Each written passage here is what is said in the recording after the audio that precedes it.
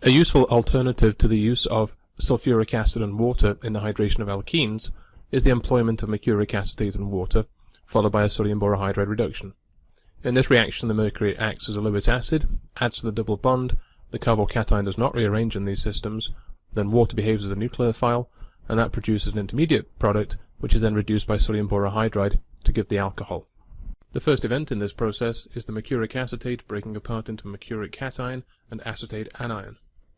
The mercuric cation then serves as the electrophile and is attacked by the double bond, and the carbocation that is formed is stabilized by a lone pair on mercury to give the three-membered ring species.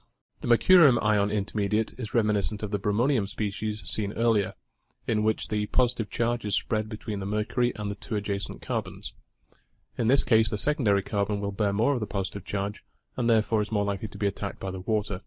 The water behaves as a nucleophile, and the three-membered ring opens up to give the intermediate oxonium species.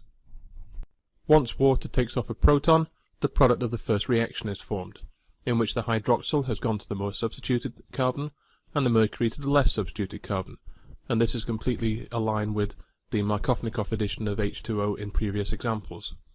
Finally, sodium borohydride acts as a nucleophilic source of hydride, and this attacks the primary carbon and kicks out the mercury as a leaving group. This then produces the overall product of hydration of the alkene. The addition of water to an alkene using mercuric acetate is therefore a useful alternative to the use of sulfuric acid.